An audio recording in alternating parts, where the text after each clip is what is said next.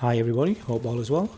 In today's video I'm going to go over the Abyss Gamemode that was introduced into the Chinese game last season.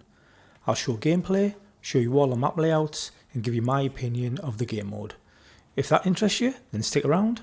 So, let's go.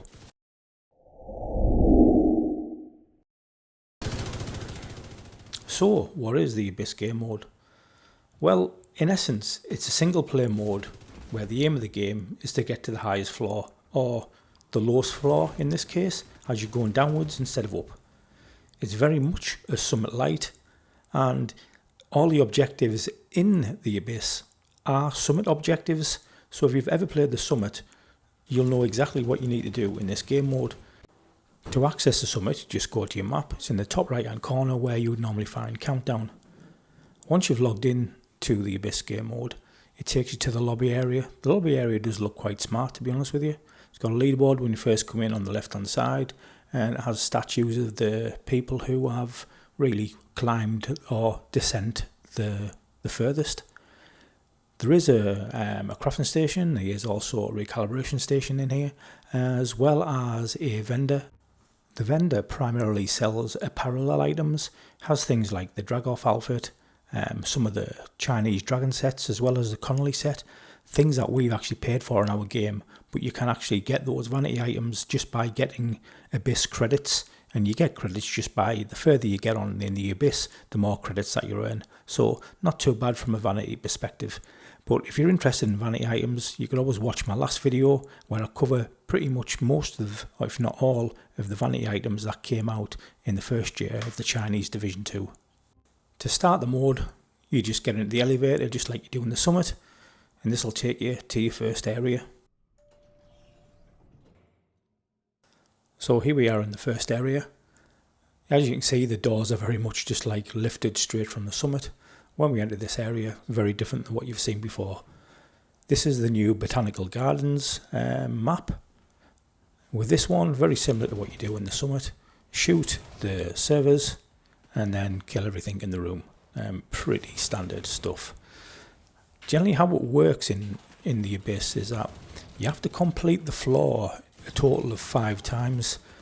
Each time you move on to the next floor, it may be something different, so it may be capture the laptops or capture the SHD box, or just generally anything that you've experienced playing the summit before.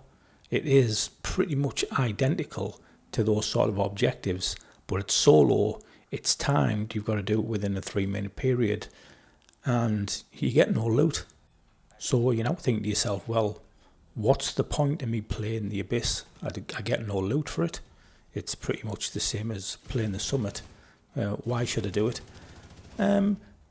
The quick answer really is that you get a lot of materials by playing this, and when you hit like certain milestones like floor 100 etc or something like that, the cash that you get off it and with the components in it are pretty much equivalent to if you'd bought something for, you'd spent maybe 50, 60, 70 pound to buy those components, because obviously this is a pay to win game and it's a good way of being able to get them for free.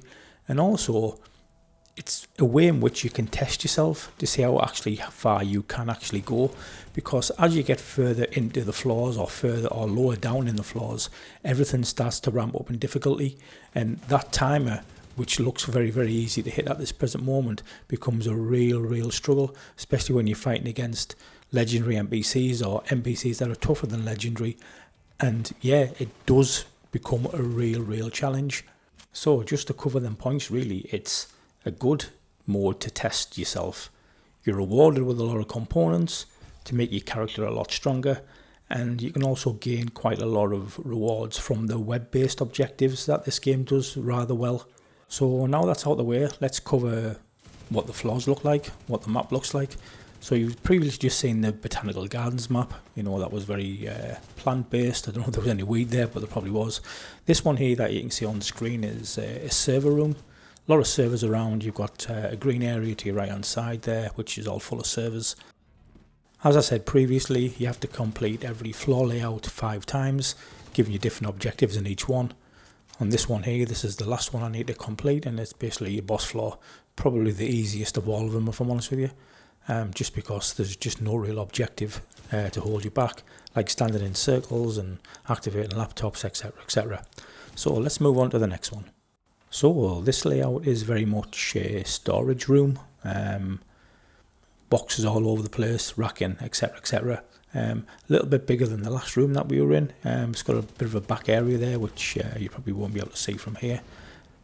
But objective here, very similar to what you would have again in the Summit, or virtually identical to be honest with you. Activate the laptops. Once you've done all the laptops, basically kill everything and clear up, and rinse and repeat until you've completed the 5 floors in this room. So let's move on to the next. So this next room, I'm going to call it the command center. I don't really know what its name is, but when you see it, you think, yep, I've played that room in the Summit. It looks, well, it probably is exactly the same, to be fair, just lifted straight from the Summit. I've never noticed all those monitors on the wall before in the Summit. I think it's probably new for this one. But yeah, it's completely a Summit floor, simple as that, completely repurposed. And to be fair, the entire mode's probably a whole repurposing of the Summit, because it's like all the assets, it's just set up exactly the same way, which is probably why at the beginning I called it the Summit Lite. Okay, so that's that room. I'm not going to dwell on it. Let's move to the next one. This one I'm going to call, I'll call it the lounge. There's a bar and a lounge in here, also a kitchen area, etc. But you notice on the left hand side you've got a really big fish tank. I'm not going to say fish tank, it's probably because this place is underwater. And you can see a big shark go past as well. So it actually looks pretty neat, to be honest with you. Probably my favourite looking one out of all of the rooms that they do in this game mode. It does look pretty smart, and certainly, something like that should be in our game, surely. Probably reminds me a little bit of looking through the glass in the zoo. But yeah, nice. And now for the last map layout. This is like a contaminated area. You see some like beds and stuff with a lot of the plastic sheeting and stuff over it, etc. Looks like they've been doing some tests in here or experiments, etc. But very small room. The layout is quite simple, similar to the server room. It wouldn't surprise me if it's exactly the same room and they've just repurposed it, if I'm honest with you. But again, the very same thing here. Completed 5 times. It gets progressively harder.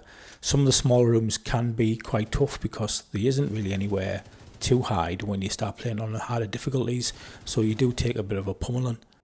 So that's it. That's the Abyss. Very much a Summit Lite. Very much for challenging yourself and being able to get a lot of materials so you can upgrade your character and make yourself stronger. So it's a bit of a means to an end.